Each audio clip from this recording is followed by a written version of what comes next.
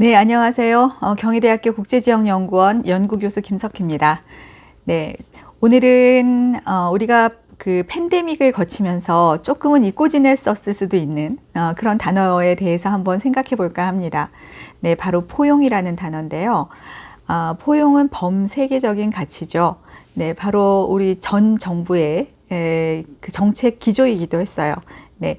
그래서 유엔이 제시한 17가지 가치에도 포함되는 그런 개념입니다. 문화에도 포용이라는 개념이 있죠. 그래서 다른 문화를 배척하지 않고 받아들이는 거, 서로 같이 공존하는 거, 네, 이런 걸 포용이라고 합니다.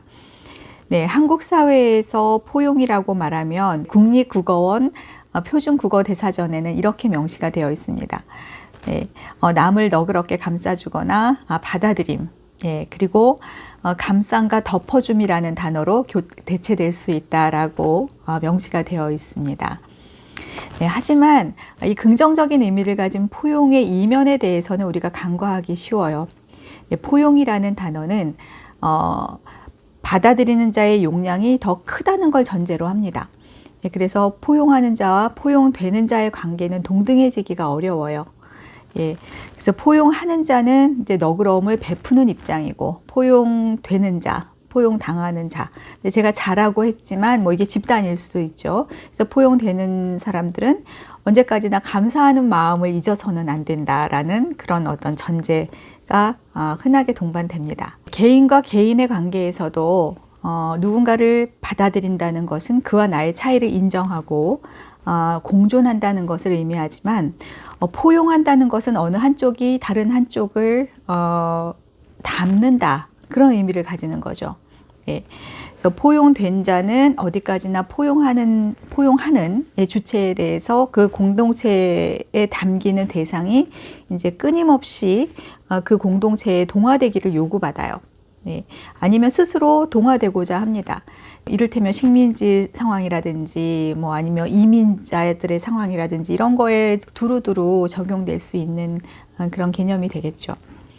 예, 따라서 포용이라는 가치는 태생적으로 타자성을 갖고 있다, 이렇게 얘기할 수 있습니다. 네, 한국 사회가 포용해야 될 그 대상이 국가 사회 내부에만 있는 건 아니에요. 그 정책적으로 얘기할 때 뭐 예를 들면 빈민층을 포용하며 뭐 이런 식의 표현들 있지 않습니까? 사실 우리가 포용해야 하는 존재들은 사실 굉장히 외부에 있어요. 예, 결혼 이주나 취업 이주, 그다음에 난민 이주, 이런 관계로 생겨난 사람들은 사실은 외부와 관련이 있는 거죠. 그래서 외부로부터 온 사람들을 문화적으로 이해하고 포용한다는 취지에서 방송 프로그램이 나온 것도 있습니다. 여러분 잘 아시는 프로그램이에요. 네, 팬데믹 이후에 이제 여행이 힘들어지면서 중단되기는 했지만 다문화 고부열전, 네, 아마 많이들 보셨을 것 같습니다.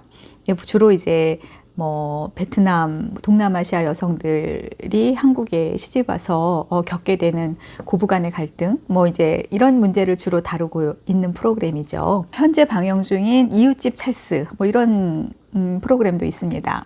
이웃집 찰스는 다문화 고부열전이 이제 외국으로 막 나가야 되고 이제 이런 프로그램이었던데 반해서 이웃집 찰스는 그냥 국내에 있는 외국인들을 대상으로 해서 그들의 이제 일상을 보여주는 그런 프로그램으로 이제 보완이 되었기 때문에 아마 저는 이런 식으로 전환이 된 거는 팬데믹의 영향이 아니었을까, 그런 생각을 좀 해봅니다.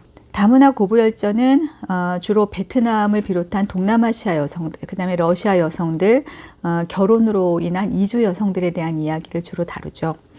네, 그리고 또 이제 만나러 갑니다라는 프로그램도 있습니다. 이만갑이라고 부른다고 하더라고요, 줄여서. 네, 이제 만나러 갑니다는 세터민, 그러니까 북한 탈북자들이죠. 세터민이라고 부르잖아요.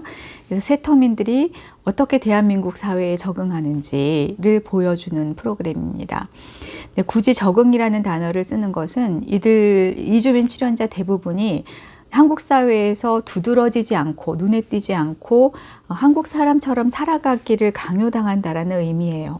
네, 예를 들면 탈북인들이 출연해서 남과 북의 서로 다른 생활상, 그 다음에 대한민국 그 적응 과정에 대해서 얘기를 하는 과정에서 이제 이게 코로나 때문에 역시 이제 많은 그 탈북인들을 초청하거나 이런 게 좀 어려워지기도 하고 실제로 탈북자 숫자가 줄어들기도 하고 어떤 국가적인 통제에 의해서 예, 그래서 그 프로그램의 성격이 좀 바뀌었어요. 팬데믹 기간에. 그래서 주로 패널들이 나와서 이야기를 하는 형식으로 바뀌었습니다만 2021년까지는 주로 그 대부분 한국에서 경제적으로 성공했거나 아니면 서울말을 아주 유창하게 잘 사용하는 그런 탈북인들이 주로 많이 나왔습니다. 네, 보신 분들은 잘 기억하실 거예요. 저는 이 프로그램이 네, 두 가지 측면에서 기만적이라고 생각합니다. 첫째는 그 자본주의 사회의 어떤 성공 신화를 만들어냄으로써 사실상 한국에 적응하지 못한 사람들이 더 많을 것임에도 불구하고 대부분의 탈북 정착민의 존재, 그런 사람, 성공한 사람들만을 보여줌으로써 대부분 어렵게 살아가는 사람들의 모습을 덮어버린다라는 점. 그리고 두 번째는 언어적인 문제인데요. 그들에게 불편할 게 당연하죠. 서울말은. 지방에서 서울에 오신 분들, 아마 서울에서 지방에 가신 분들, 그 지역의 말로 갑자기 전환해서 말한다고 하면 굉장히 어려울 거예요. 이게 사투리가 됐든 표준어가 됐든. 예. 그런데 그런 어려움을 극복하고 막 애써서 말해야 하는 그런 상황. 그런데도 그 사람들이 그렇게 서울말을 자연스럽게 하는 거에 대해서 피차간에 뭔가 자연스러운 것처럼 받아들이는 상황. 저는 이런 부분이 어떤 의미에서 굉장히 기만적이라고 생각합니다. 네, 바흐친이라는 사람의 이야기를 응용하면 언어 반응은 개인의 내부가 아니라 사회적 상황 전체의 산물이라고 말했습니다. 네, 그런 의미에서 결혼 이주 여성의 자녀 교육이 어머니 모어잖아요. 머더텅이라고 하죠. 어머니의 모어로 이루어지는 것이 아니라 한국어로 이루어지기 때문에 실제로 어머니와 자녀들 사이에 소통이 잘 이루어지지 않는다든가, 그 다음에 탈북 정착민들이 유창하게 서울말을 구사하게 되는 과정, 네, 이런 거는 모두 엄연히 한국 사회의 요청이라고 봐야 될 것 같습니다. 네, 그들은 새로이 얻은 한국어, 익힌 한국어를 가지고 자신의 원래 모체이고 기원인 북한 사회를 부정하는 데 사용합니다. 네, 그래서 그 한국어를 가지고 북한 사회를 철저히 파헤치고 비판하는 거죠. 이것은 어떤 의미에서 또 다른 형태의 자아 비판이라고도 할 수 있을 것 같아요. 조금 과격한 표현이 될까요? 네. 어쨌든 그 비판이 도마뱀이 꼬리를 자르듯이, 자기 꼬리를 자르듯이 지금의 자신이 과거의 정체성과는 뭔가 단절된 것처럼 과거의 정체성을 끊어버리는 형식으로 그렇게 소비된다면, 예, 그것은 조금 학문적으로 얘기하면 존재론적 슬픔, 네, 이라고밖에 말할 수 없는 그런 상황이라고 생각이 듭니다. 네. 계속 다른 프로그램 이야기를 조금 더 해보면요. 우선 이제 국내 거주 외국인을 대상으로 하는 또 다른 형태 프로그램이 있어요. 어서와 한국은 처음이지, 뭐 이런 프로그램이 있습니다. 네. 여러분 많이 보시는 것 같더라고요. 네. 이 프로그램은 조금 다른 시선을 보여줍니다. 네, 백인 중심의 서양인이 자주 등장하고요. 그래서 외국인이 직접 현지인처럼, 한국 현지인처럼 먹고 놀고 즐겨보는 생생한 어떤 생생하고 신비한, 신기한 한국 즐기기, 예, 이런 거 이렇게 아예 그렇게 써 있어요. 프로그램 홈페이지에 들어가면. 예, 그런 걸 컨셉으로 합니다. 그래서 이 프로그램의 첫 번째 출연자, 항상 그 첫 번째 출연자는 그 프로그램의 어떤 성격을 보여주잖아요. 첫 번째 출연자들은 그 JTBC에서 옛날에 했던 그 비정상회담에서 굉장히 이제 한국말 잘하는 이탈리아 사람 있죠? 알베르토. 네, 그 알베르토의 친구들이 한국에 놀러 오는 컨셉으로 시작이 됩니다. 네, 그 사람들은 이제 어메이징하고, 그런 말을 계속 연발해요. 어메이징, 뷰티풀 막 계속 연발합니다. 그래서 어메이징하고 뷰티풀한 한국을 발견해요. 네. 그리고 책상다리를 하고 앉죠. 그 다음에 뭐 홍어를 막 먹여요. 한국 사람들이. 그래서 암모니아를 넣어서 만든 것 같은 음식이다. 막 이런 표현이 막 나오기도 하죠. 네.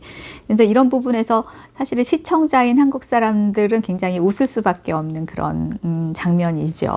대한 외국인이라는 프로그램도 있어요. 그죠? 예, 대한 외국인은 퀴즈 대결 형식으로 이루어집니다. 네, 한국인보다 한국을 더 잘하는 정말 똑똑한, 네, 그런 외국인들이 나와요. 네, 이런 프로그램들을 좀 종합해서 생각해 보면 일단 다문화 고부열장 같은 경우에는 뭔가 이렇게 우리가 위에 있어요. 그래서 시어머니의 나라, 위에 있는 나라의 사람들이 그 열위, 그러니까 아래쪽에 있는 며느리들의 나라를 찾아가서 뭐 이해를 베푸는 입장, 예, 뭐 이렇게 그려지죠.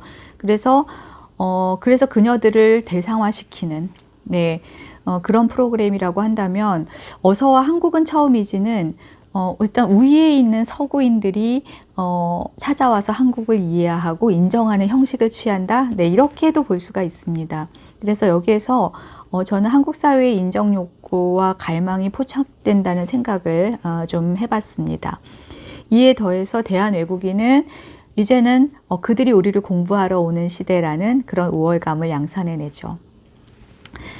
네, 시청률을 통해서 유지되는 미디어가 사실은 외국인 노동자 문제나 마이너리티의 상황을 잘 전달한다는 것은 굉장히 어렵다는 생각이 사실은 듭니다. 그래서 그런 의미에서는 그런 그들의 일상을 방송의 고정 테마로 다루고 있는 한국의 미디어가 굉장히 이렇게 높이 평가받아야 될 부분이라고 생각해요. 일단 그런 프로그램을 계속 하고 있다라는, 관심을 가지고 있다라는 것 자체는.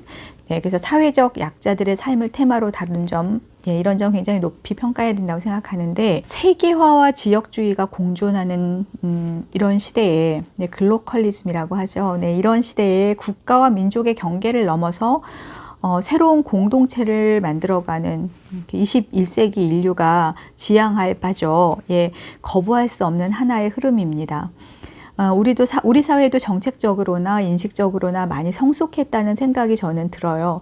예, 그게 틀림없습니다. 그러나 설령 정책적으로 차별이 없어지고 배제가 없어진다고 하더라도 사회적 인식 속에서, 우리 마음 속에서 타자화되는 존재들이 있다면 그런 사회적 약자들은 결코 편하게 지낼 수 없죠. 예, 포용될 수 없습니다. 네.